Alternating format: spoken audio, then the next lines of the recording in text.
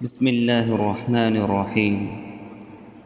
تبتل کی حقیقت وتبتل الیہ تبتیلا، اور غیر اللہ سے کٹ کر اللہ سے جڑ جاؤ۔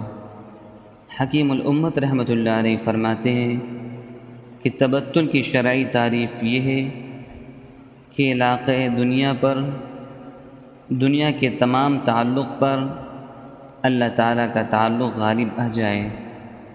تبتل کے لیے ترک دنیا ضروری نہیں بلکہ جائز بھی نہیں۔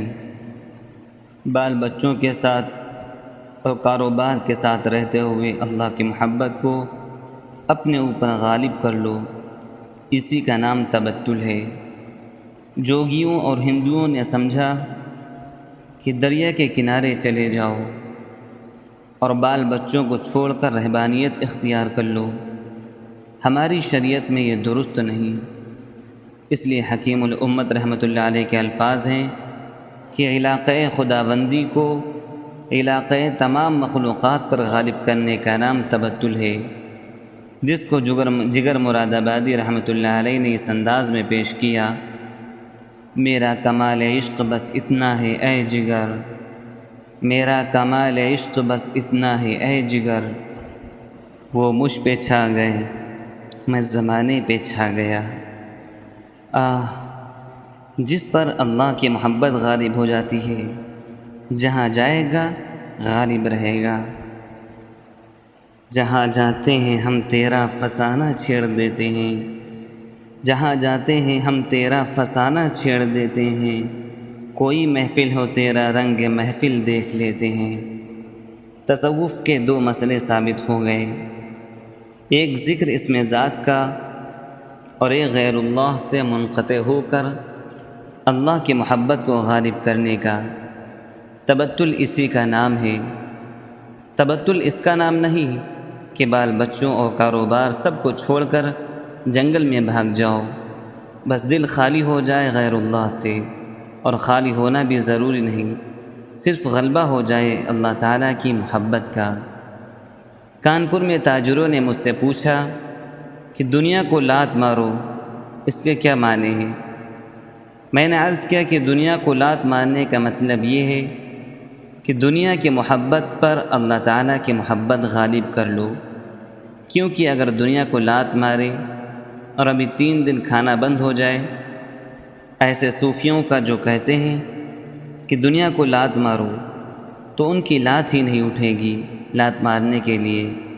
اس لیے دنیا مطلق مضمون نہیں بلکہ وہ دنیا مضموم ہے جو آخرت سے غافل کر دے۔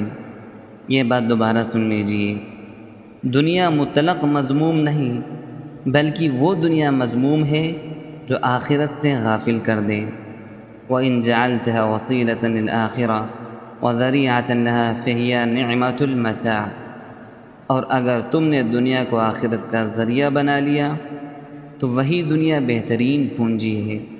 لہٰذا اگر دنیا کی محبت شدید ہو تو اللہ کی محبت اشد کر لو۔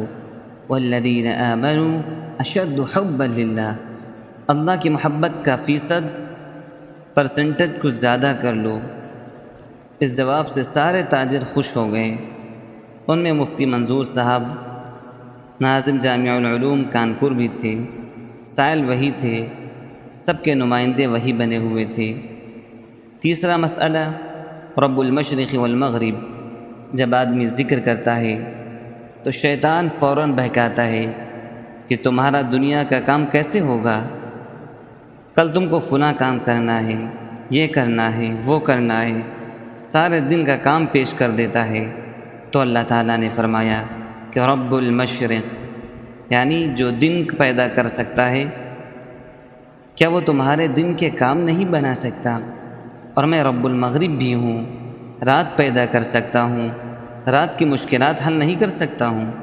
لہٰذا دن اور رات کی مشکلات میرے سپرد کر دو، جو سارے دن کو روشن کر سکتا ہے، آسمان و زمین پیدا کر سکتا ہے۔ کیا وہ 1 کلو آٹا تم کو نہیں دے سکتا ہے؟ مولانا رومی رحمۃ اللہ علیہ فرماتے ہیں کہ اے ظالمو، کوئی حاجی تم کو ٹوپی پہنا دے تو تم اس کا 3 دفعہ شکریہ ادا کرتے ہو، لیکن جس سر پر ٹوپی رکھتے ہو، جس نے سر عطا فرمایا، اس سر بنانے والے کا شکریہ ادا نہیں کرتے ہو۔ سر بنانے والے کا شکریہ زیادہ ادا کرو۔ اگر سر نہ ہوتا تو ٹوپی کہاں رکھتے؟ 2 روٹی کوئی کھلا دے تو اس کا بہت شکریہ ادا کرتے ہو، جزاک اللہ کہتے ہو، لیکن جس نے معدہ بنایا ہے اس کا شکریہ بھی تو ادا کرو۔ معدہ زیادہ قیمتی ہے یا روٹی؟ معدہ بنانے والے کا بھی تو شکریہ ادا کرو۔ لا الہ الا ہو، یہ ہے ذکر نفی و اثبات۔ قاضی ثناء اللہ پانی پتی رحمۃ اللہ علیہ کہتے ہیں کہ صوفیہ کا ذکر نفی و اثبات اور لا الہ الا اللہ کی ضربوں کا ثبوت یہ آیت ہے۔ سبحان اللہ، ہمارے اکابر نے تصوف کو کیا مدلل کیا۔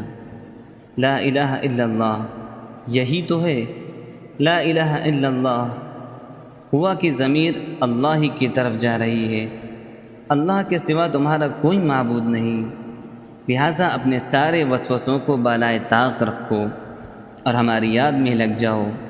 اگر دن کی فکر ہے تو کہہ دو شیطان سے کہ جو میرا اللہ دن پیدا کر سکتا ہے وہ دن کا کام بھی بنا سکتا ہے۔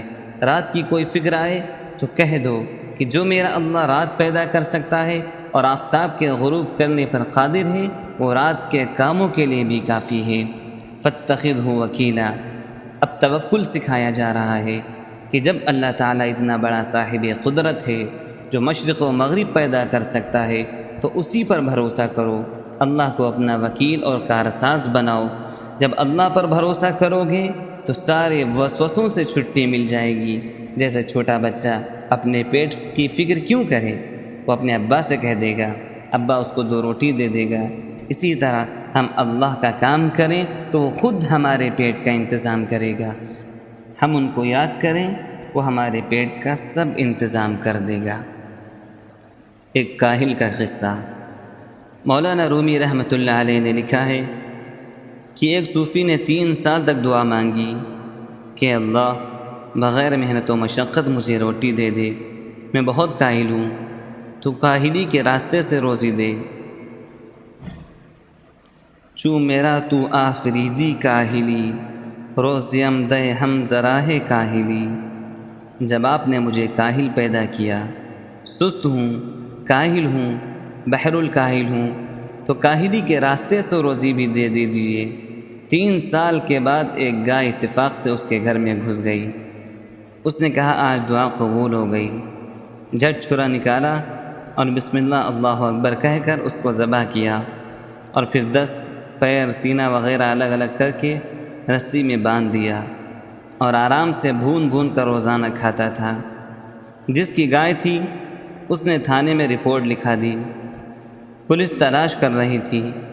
ایک دن اس صوفی کے گھر پہنچ گئی، دیکھا گائے کے سب اجزاء الگ الگ لٹکے ہوئے ہیں۔ پولیس نے پوچھا یہ کیا ہے؟ کہنے لگا کیا پوچھتے ہو؟ ارے میں 3 سال سے دعا کر رہا تھا کہ اے اللہ مجھے کاہلی کے راستے سے روزی دے دے، تو میرے گھر میں اللہ نے روزی بھیج دی۔ کہہ دو جس سے جو کچھ کہنا ہے۔ پولیس نے جا کر یہی بات کہہ دی قاضی سے کہ صاحب وہ تو عجیب آدمی ہے، یہ کہتا ہے کہ ہم نے 3 سال سے دعا مانگی ہے، ہماری دعا قبول ہوئی ہے، اس لیے وہ گائے میرے گھر میں آئی۔ جج نے کہا یہ کوئی اللہ والا معلوم ہوتا ہے، کوئی سادہ صوفی ہے، اس کی تحقیق کرنی چاہیے، اللہ تعالیٰ اس کی دعا کو رائے گاہ نہیں فرمائیں گے، ضرور کوئی بات ہے۔ اب تفتیش کی گئی تو پتہ چلا کہ گائے اسی صوفی کے دادا کی تھی جس پر اس کا شرعی حق بنتا ہے، اس آدمی کی نہیں تھی، لہذا قاضی نے اسی صوفی کے حق میں فیصلہ کر دیا۔ لیکن یہاں ایک مسئلہ سن لیں، آپ لوگ اس پر عمل نہ کیجئے گا کہ جو مرغا بکرا وغیرہ گھر میں گھس آئے کسی محلے والے کا تو بس پکڑ کر بسم اللہ اللہ اکبر کہہ دو کہ ہماری دعا تو قبول ہو گئی۔ یہ تو ایک واقعہ ہے جو مولانا نے بیان کر دیا، یہ نہیں کہ ہم بھی اس طرح کرنے لگیں۔